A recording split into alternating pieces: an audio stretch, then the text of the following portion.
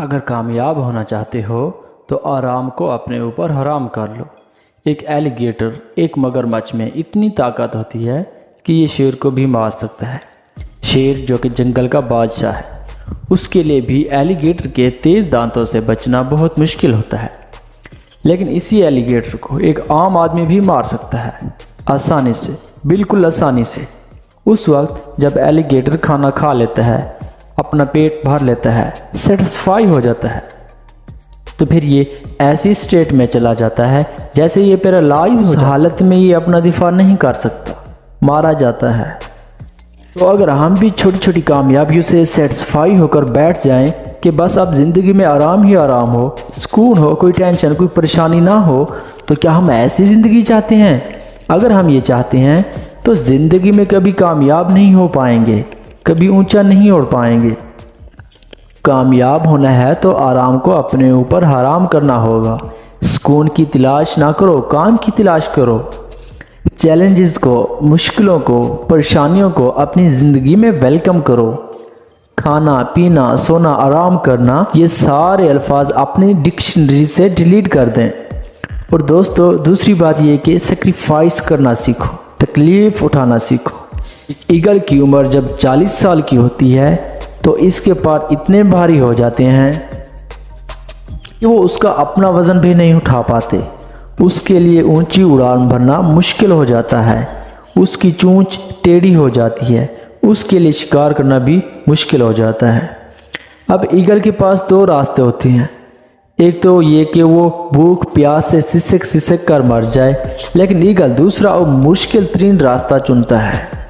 ایک اونچی پہاڑی پر چلا جاتا ہے اور اپنی چونچ کو پتھروں پر مار مار کر توڑ دیتا ہے۔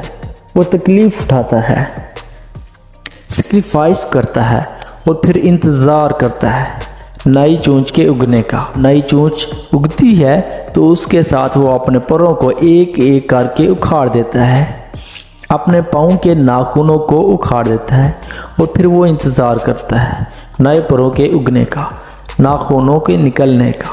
ان ساری قربانیوں کے بعد، ان تکلیفیں اٹھانے کے بعد وہ ایک نئی زندگی جیتا ہے۔ اگر آپ بھی اپنی زندگی کو بدلنا چاہتے ہو تو سیکریفائس کرنا سیکھو، تکلیف اٹھانا سیکھو۔ اگر آپ وہ کام نہیں کر سکتے جو آپ کو ناپسند ہے لیکن وہ آپ کی کامیابی کے لیے بہت ضروری ہے، تو آپ کامیاب نہیں ہو سکتے۔ اگر آپ کو صبح اٹھنا مشکل لگتا ہے تو آپ کو اٹھنا پڑے گا۔ اگر ورک آؤٹ کرنا مشکل لگتا ہے تو کرنا پڑے گا۔ راتوں کو جاگنا پڑے گا، بھوک پیاس کو بھولنا پڑے گا، تکلیف اٹھانی پڑے گی، قربانی دینی پڑے گی، تب ہی جا کر آپ کو کامیابی ملے گی۔ اور دوستو، تیسری چیز کامیابی کے لیے، کسی بھی کام میں کامیابی کے لیے بہت ضروری ہے، وہ ہے خود پر یقین۔ آپ نے ہاتھی کے بچے والی کہانی تو ضرور سنی ہوگی، جس کو اس کے مالک نے ایک کمزور سی رسی سے باندھا ہوتا ہے۔ اس ہاتھی میں اتنی طاقت ہوتی ہے کہ اگر وہ چاہے تو وہ ایک جھٹکے میں رسی توڑ کر آزاد ہو جائے، لیکن وہ ایسا نہیں کر پاتا۔ وہ ساری زندگی اسی رسی سے بندھا رہتا ہے، کیونکہ اس کے دماغ میں یہ یقین بیٹھ چکا ہوتا ہے کہ میں اس رسی کو نہیں توڑ سکتا۔ دوستو، یقین میں بڑی طاقت ہوتی ہے۔ اگر آپ کسی کام کا آغاز محدود یقین کے ساتھ کرتے ہیں، کسی نے آپ کے کان میں کہہ دیا یا یہ بات ڈال دی کہ یہ کام آپ سے نہیں ہوگا، تو وہ کام آپ نیم دلی اور بے یقینی کے ساتھ کریں گے۔ اور جب آپ بے یقینی سے کریں گے تو آپ کا دماغ اپنی پوری صلاحیتوں کو استعمال ہی نہیں کرے گا اور آپ کو کبھی بھی اچھا رزلٹ نہیں ملے گا۔ لیکن اگر کسی کام کا آپ کو یقین ہوگا کہ آپ اس کام میں کامیاب ضرور ہوں گے، تو آپ کا اس کام کو کرنے کا انداز ہی الگ ہوگا۔ آپ پورے اعتماد اور پوری صلاحیتوں کے ساتھ وہ کام کرنے کی کوشش کریں گے، خود اعتمادی سے فیصلے کریں گے، بڑے بڑے اقدام اٹھائیں گے، اور آپ کو رزلٹ بھی اچھا ہی ملے گا۔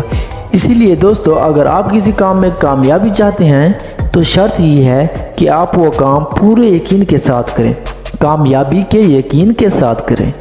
زندگی میں ہر روز کچھ نیا سیکھیں، نیا سوچو، نیا کرو، لرن کرو۔